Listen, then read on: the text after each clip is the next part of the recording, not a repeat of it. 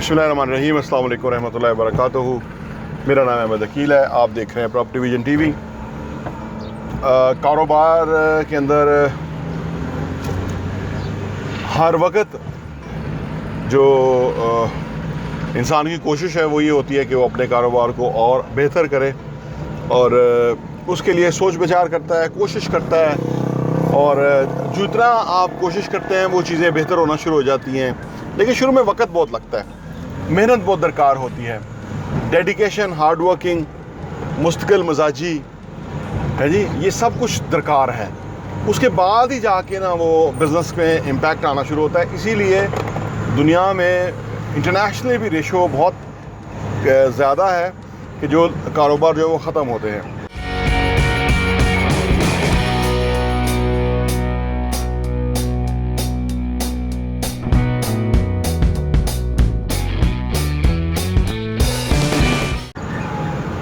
लेकिन अगर आपका माहौल अच्छा हो और आप कारोबार को सीखना चाहते हो तो फिर, और सीखने के बाद आप एक चीज़ पे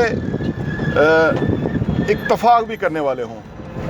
ये नहीं कि कभी कुछ देखा तो वो शुरू कर लिया, कभी कुछ देखा तो उसके बारे में सीरियस हो गए कि ये कर लेते हैं, कभी कुछ कर लेते हैं।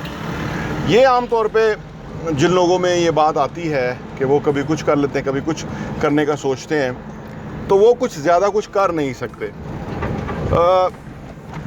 हर कारोबार में, हर काम में अल्लाह ने ख़ास बरकत रखी है, ख़ास बेहतरी है, क्योंकि 9 हिस्से कारोबार में फ़ायदा है, 1 हिस्सा नौकरी में फ़ायदा है। तो और जब जूझू कोई कारोबार में अंदर जाए तो उसको पता लगता है कि इसमें कितने फ़ायदे हैं या कितने लोगों का भला होता है। जो फरमाया गया है नबी पाक सल्लल्लाहु अलैहि वसल्लम के हवाले से, उसमें हक़ है, वो बात सच है, और उससे कोई जितना फ़ायदा उठाना चाहे उठा सकता है। एक कहानी है जो कि एक ईरानी किसान की कहानी है।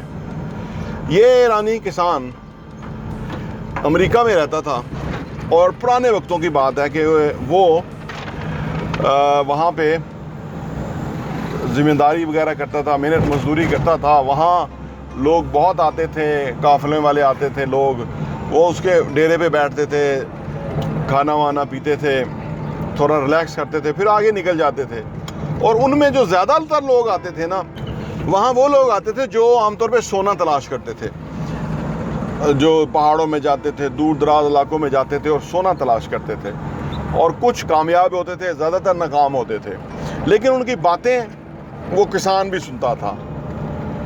तो उनकी बातों से मुतासर होकर उस किसान ने फैसला किया कि वो अपने खेत बेच के तो उन हीरों की तलाश में निकलेगा जिस तरह से और लोग निकलते थे।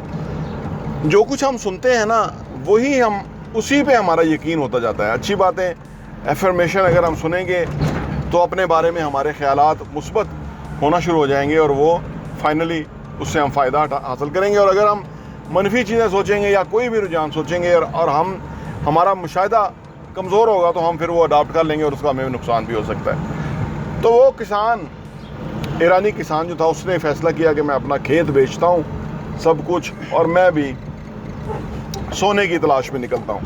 वो निकल गया, सोने की तलाश में फिरता रहा। अपने बीवी बच्चे उसने किसी और हमसाये के यहाँ रखे और वो खुद फिर चला गया।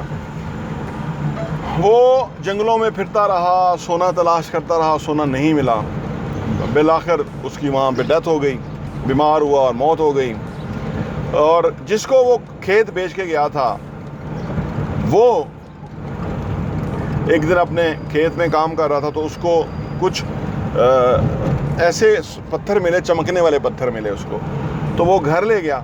उसके घर जब उसने जाके वो पत्थर रखे, ये याद रहे कि ये वही खेत है जो ईरानी किसान का था।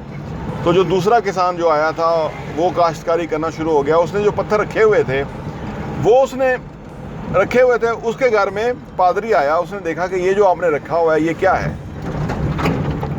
उसने कहा ये पत्थर थे, चमकने वाले थे, मैं ले आया हूँ तो रखे हुए हैं। पादरी जो है वो थोड़ा समझदार था, वो थोड़ा इन पत्थरों के बारे में जानता था।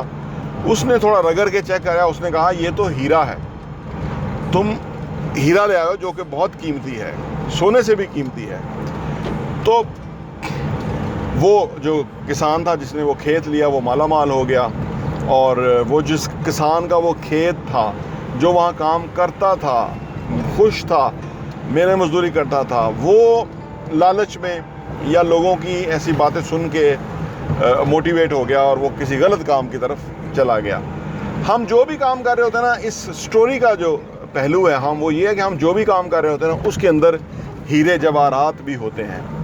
हमें नहीं मिल रहे होते, कोई बात नहीं, लेकिन वो मिलेंगे। लेकिन मुस्तकिल मिजाजी से काम करना शर्त अवलीन है। जब हम ये करेंगे, मुस्तकिल मिजाज से काम करेंगे, मेहनत करेंगे और खलूस नीयत के साथ, तो फिर एक ना एक दिन जिस तरह वो ईरानी किसान के खेत से वो हीरे निकल आए थे, वो हमारे सामने भी वो हीरे आएंगे, लेकिन उसके लिए मेहनत शर्त है और मुस्तकिल मिजाज से काम करने की ज़रूरत है। प्रॉपर्टी विजन टीवी देखने का बहुत बहुत शुक्रिया। और हाँ, यहाँ मैं आपको ये भी बताता चलूँ, प्रॉपर्टी विजन का जो हमारा एडिशन है वो साल के 12 एडिशन आपको सिर्फ 1000 रुपये के ऊपर मिल सकते हैं। आप अगर आप चाहते हैं कि आपके पास ये सॉफ्ट कॉपी में आ जाए और आप उसको अपनी ईज़ में पढ़ सकें और मुख्तलिफ़ चीज़ों को गौर कर सकें, हमें आप व्हाट्सएप कीजिए ताकि हम आपको वो भेज सकें।